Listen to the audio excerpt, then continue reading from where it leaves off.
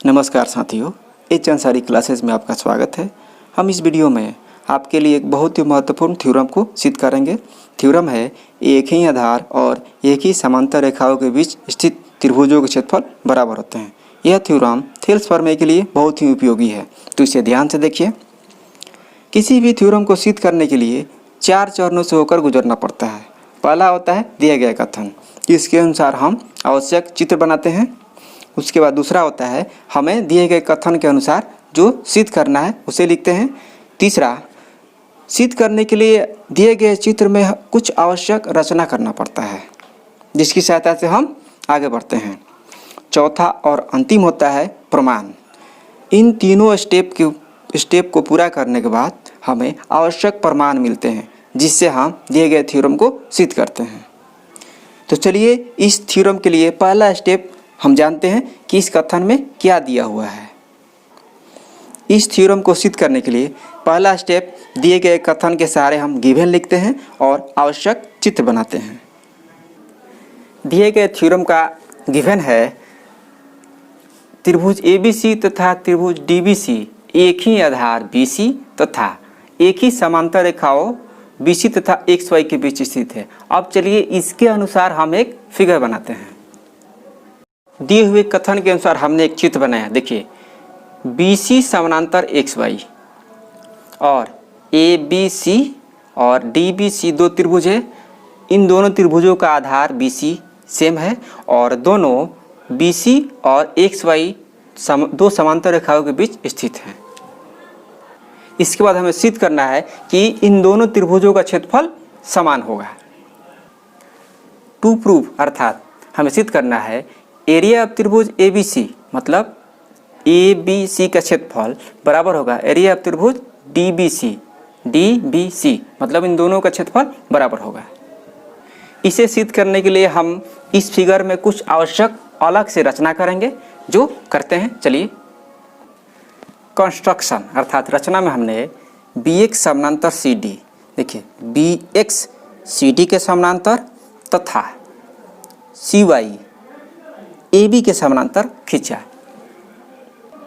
अब देखिए, रचना करने से हमें दो समांतर चतुर्भुज मिल गए, BXDC तथा ABCY दो समांतर चतुर्भुज मिल गए। अब हम इसकी सहायता से आगे बढ़ेंगे। चलिए प्रमाण में हम लेते हैं क्या है। प्रूफ हमारे पास है ABCY एक समांतर चतुर्भुज है तथा BXDC भी एक समांतर चतुर्भुज है। कैसे? देखिए, रचना में BX समानांतर CD मतलब ये दोनों समांतर हैं, इसलिए यह समांतर चतुर्भुज हुआ। फिर CY समानांतर AB ये भी दोनों समांतर रेखाएं हैं, इसलिए ये भी चतुर्भुज होगा।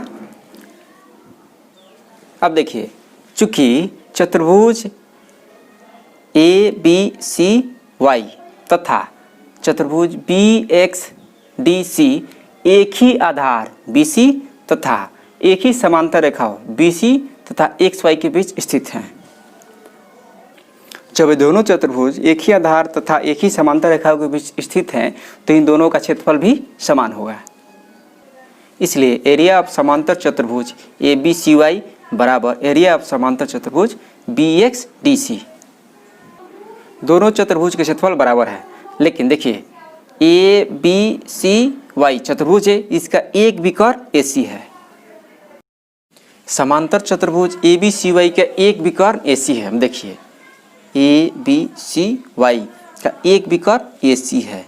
यह विकर्ण AC इस चतुर्भुज को दो बराबर क्षेत्रफल वाले त्रिभुजों में बांटेगा, जिसमें दोनों त्रिभुज होंगे ABC तथा ACY।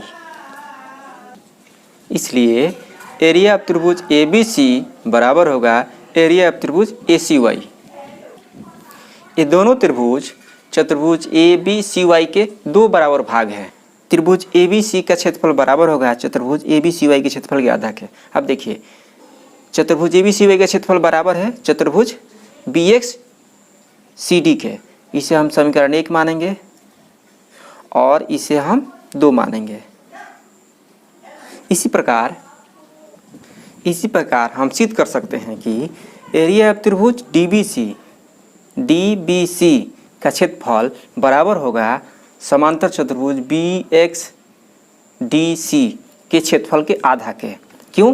क्योंकि इस समांतर चतुर्भुज का विकर्ण BD है जो इसे दो बराबर क्षेत्रफल वाले त्रिभुजों में बांटेगा। इसे हम समीकरण 3 मानेंगे। समांतर चतुर्भुज का प्रत्येक विकर्ण चतुर्भुज को दो बराबर क्षेत्रफल वाले त्रिभुजों में बांटता है। इसे देखने के लिए आप इस वीडियो को देख सकते हैं, इसका लिंक डिस्क्रिप्शन में और कार्ड में दिया हुआ है।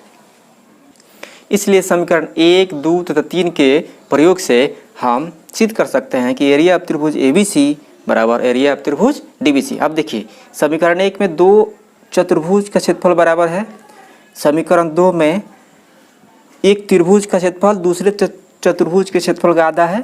मतलब पहला समीकरण में जो दो क्षेत्रफल बराबर है और दूसरे में दोनों त्रिभुज का क्षेत्रफल दिए गए चतुर्भुज के क्षेत्रफल का आधा है। इस प्रकार हम सिद्ध कर सकते हैं कि एरिया ऑफ त्रिभुज ABC बराबर एरिया ऑफ त्रिभुज DBC। इस प्रकार हमने इस थ्योरम में सिद्ध किया कि एक ही आधार और एक ही समांतर रेखाओं के बीच त्रिभुजों के क्षेत्रफल बराबर होते हैं। आशा करता हूँ यह वीडियो आपको बहुत अच्छा लगा होगा। अगर वीडियो अच्छा लगा तो इसे लाइक करें और इस तरह के गणितीय कंसेप्ट को समझना चाहते हैं तो इस चैनल को सब्सक्राइब करें और अपने दोस्तों के पास शेयर जरूर करें। मिलते हैं अगले वीडियो में कुछ नए कॉन्सेप्ट के साथ। तब तक के लिए वीडियो को पूरा देखने के लिए बहुत बहुत धन्यवाद।